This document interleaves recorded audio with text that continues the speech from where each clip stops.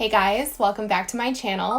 Today we're going to be talking about the Colourpop Kathleen Lights So Jaded palette. I feel like I'm probably a little bit late because Colourpop is releasing a ton of makeup. A lot of you guys have requested that I review this palette, and I mainly go off what you guys want to see. So here I am. If you guys want to hear my thoughts on this palette, you want to see it swatched, and you want to see my first tutorial using it, then just keep on watching. So here is the beautiful So Jaded palette. This is Kathleen's and Colourpop's first mega palette. I believe it's Colourpop's first big palette. It has 30 shades and it retails for $39. You can use a Colourpop code and get a little bit of money off. That's what I did. This is also unique for Colourpop because there is a Super Shock shadow in the palette, which is the shade Diamond. I'm super curious to see if it's going to dry out like a Super Shock would if you left it out of the container or not, but I won't know that until I have this for a significant amount of time. But there's also, of course, shimmers, there's mattes, and there are a couple pressed glitters in here. Now, I said this in my last review, but the only thing I kind of really don't like about this palette is that there is not a mirror in the palette. I do understand that probably helps keep the cost down, and it's probably not a problem for your average makeup lover, but for me, doing my makeup on camera, it is a little bit annoying, and I do wish there was a mirror in the palette. But other than that, the packaging is really pretty. I like the theme of it, and I love the crystals on the packaging. Also, I appreciate that the names are on the back of the palette as well as on the individual shadows. That's the best. I hate when there's no names. I hate when there's a sheet with names on it. So I love that they are in two places on the palette. Now, without further ado, I'm going to go ahead and share with you guys my swatches of this palette.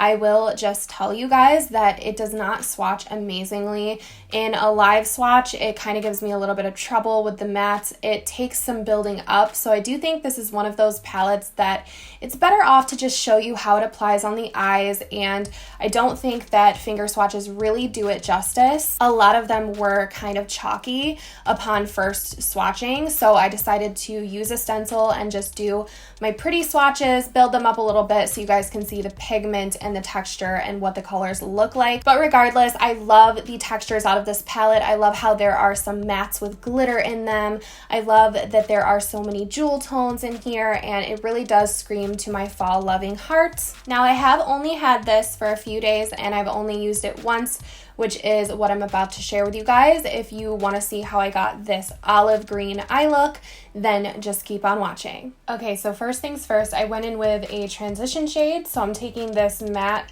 off-white shade called My Precious, and I'm going to pick this up with a tapered blending from Sigma, and I'm placing this all over the lid and into the crease up to the brow bone, just coating the concealer that I have down as a base. Then I'm going in with one of my favorite blending brushes lately. This is the Detail Diffused Crease Brush, and I'm gonna pick up the shade Geodude. This is like an olivey brown. It's a good transition for the olive shade that I'm gonna put all over the lid. And I'm just placing this into my crease. I wanna make sure I don't go too high up with this look, and that's why this small blending brush is really helpful for this.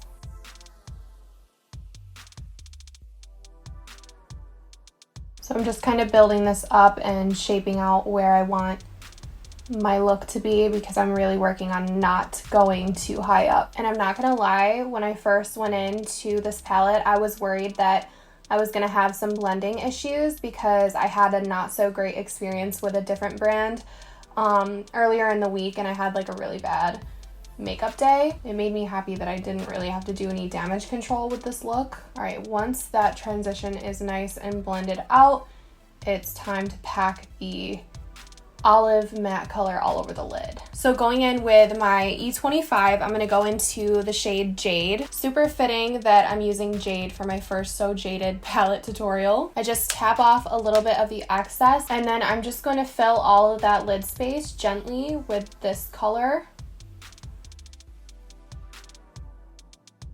And I'm just kind of equally packing and blending with this brush to make sure that I don't get any harsh lines. I also really appreciate that there was not a whole lot of fallout, even with this dark green shade.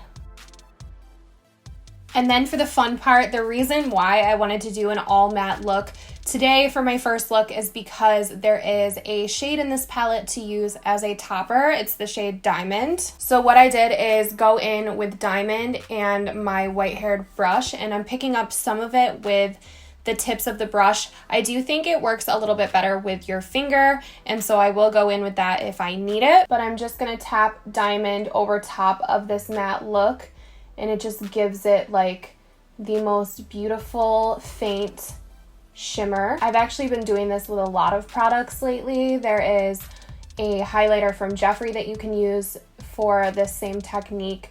There's also the Fenty Diamond Bomb highlighter that you can use in this way, and I just feel like a nice topper tapped over a matte look is just so pretty. So last up for the eye look, I just took Jade on a pencil brush, and we're gonna drag this underneath the lower lash line just so everything connects. And I'm just gonna blend that out with Geodude and a tiny blending brush.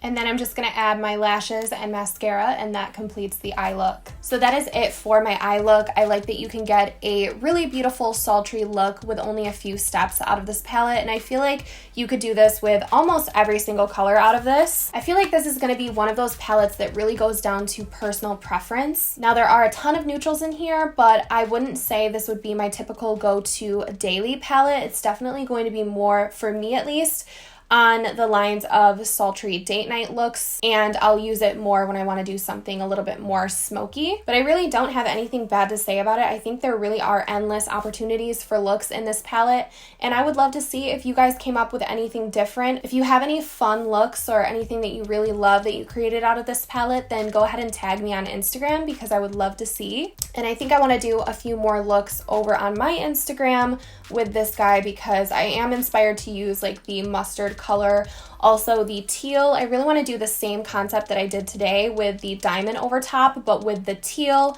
also the maroon. I just couldn't decide which color I wanted to go with, and a lot of you guys said to go with green, so that's what I did. I don't really think I have anything else to say. I will just quickly mention, if you guys do use pressed glitters on your eye, please be very careful. Technically, they're not meant to be on your eye because it's dangerous if you get them in your eye. I did just mention this in my last video, so it feels a little bit redundant, but I do feel like it's important to say that because you really can hurt yourself with glitter on the eye. But that is it for today's video. Thank you guys for watching and for hanging out with me, and hopefully I will see you all in my next one.